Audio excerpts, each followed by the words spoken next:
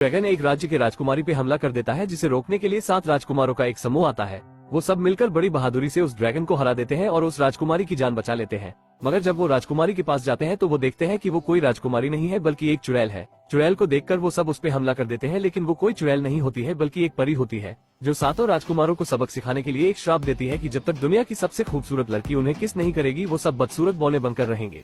दूसरी तरफ रेजिना नाम की खतरनाक चुड़ैल एक जादुई पेड़ के पास जाती है, जिसपे रोशनी पड़ने से उस पेड़ का फल एक जादुई सैंडल में बदल जाता है, जिसे पहनने के बाद रेजिना एक खूबसूरत औरत में बदलने लगती है।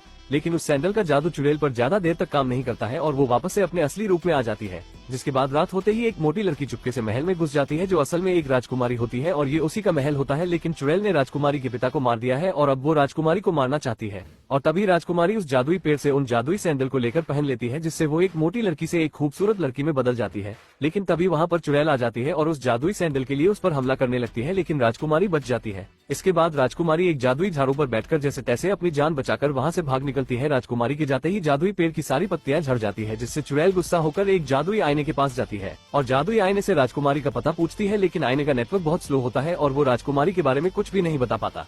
दूसरी तरफ 7 बोने जब अपने घर पहुँचते हैं तो उन्हें एक जादुई झाड़ू पेड़ में फंसी दिखाई देती है, जिससे उन्हें लगता है कि कोई खतरनाक चुड़ैल उनके घर में घुस आई है, जिसे मारने के लिए 7 बोने उस पे हमला कर देते हैं। लेकिन राजकुमारी को देखते ही सभी बोने उसकी खूबसूरती पे फिदा हो जाते हैं, लेकिन एक बोना राजकुमारी को चुड़ैल समझकर पीछे से एक तवा जड़ देता है, जिससे राजकुमारी बेहोश हो जाती है। राजकुमारी की जब आँख खुलती है तो वो 7 बोनों को अपने सामने पाती है, लेकिन तभी राजकुमारी की नजर एक शीशे पर पड़ती है, जिसमें वो खुद को इतनी खूबसूरत देखकर हैरान हो जाती है। दूसरी तरफ चुड़ैल एक राजकुमार के पास जाती है और उससे कहती है कि अगर तुम्हें दुनिया की सबसे खूबसूरत लड़की से मिलना है तो इसे ढूंढकर मेरे पास लेकर आओ। चुड़ैल की बात मानकर वो राजकुमार उस लड़की को ढूंढने के लिए मान जाता है और यहाँ राजकुमारी अब उन बोनों के घर में ही रहने लगती है। मगर रात होते ही राजकुमारी को जंगल में से अपने पिता की आवाज आती है और वो उस आवाज का पीछा करने लगती है, लेकिन वो उसके पिता नहीं बल्कि चुड़ैल का भेजा हुआ एक राक्षस होता है और वो राजकुमारी पर हमला करने ही वाला होता है कि एक बोना आकर उसे बचा लेता है। जिसके बाद बोना राजकुमारी से आगे जाने को बोलता है और खुद रुककर उस राक्षस का सामना करता है, लेकिन वो राक्षस तो एक ही बार में बोने की चटनी बना देता है और राजकुमारी के पीछे चला जाता है। वो राजकुमारी को कुछ करता कि इससे पहले ही एक और बोना आकर उस राक्षस पर हमला कर देता है और उसे मार गिराता है,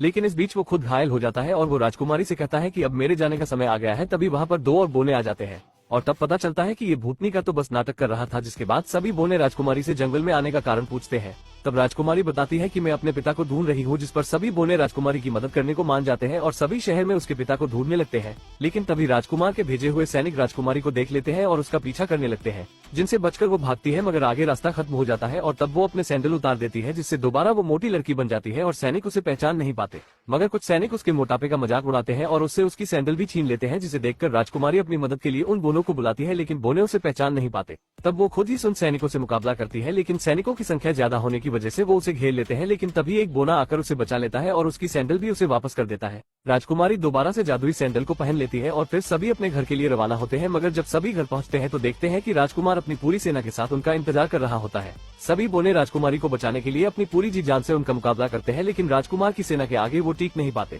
तभी उन्हीं में से एक बोना राजकुमारी को बचाने के लिए अपने घर को ही पूरी सेना पर गिरा देता है। अपनी सेना को हारते देख राजकुमार डरकर वहाँ से भाग जाता है और जब राजकुमार अपने महल जाता है तो वहाँ पर वो चुड़ैल उसका इंतजार कर रही होती है। चुड़ैल राजकुमार से कहती है कि तुम बहुत कमजोर हो, जो एक लड़की को भी पकड़ नहीं पाए, जिससे राजकुमार को बहुत गुस्सा आता है। लेकिन चुड़ैल राजकुमार को एक सेब खाने को देती है और कहती है कि इससे तुम बहुत ताकतवर बन जाओगे। राजकुमार और उनके साथी चुड़ैल की बात मानकर उस सेब को खा लेते हैं, लेकिन वो ताकतवर नहीं बनते बल्कि वो एक बड़े से मॉन्स्टर में बदल जाते हैं। जिसके बाद चुड़ैल उन्हें आदेश देती है कि सभी बोनों को मारकर उस लड़की को मेरे पास लेकर आओ। और यहाँ राजकुमारी मलिंग के साथ आसमान की सैर कर रही होती है और मलिंग का ध्यान नहीं होता और दोनों एक पेड़ से टकराकर नीचे गिर जाते हैं और अपने साथियों से बिछड़ जाते हैं। तभी इस बीच चुड़ैल के भेजे वही मॉन्स्टर इन पर हमला करते हैं, जिनका मलिन अपनी पूरी बहादुरी से सामना करता है, लेकिन वो मॉन्स्टर अभी भी उस पर भारी पड़ रहे होते हैं। मलिन राजकुमारी को बचाने के लिए उसे पुल की दूसरी तरफ जाने को बोलता है और राजकुमारी के जाते ही वो पूरे पुल को ही अपनी बिजली की शक्ति से उड़ा देता है, जिससे मॉन्स्टर खाई में गिर जाते हैं। लेकिन एक मॉन्स्टर मलिन को पकड़ लेता है और दोनों नीचे खाई में जा गिरते हैं। ये देखकर राजकुमारी मलिन को बचाने के लिए समुद्र में कूद जाती है और मलिन को बचाकर समुद्र से बाहर ले आती है,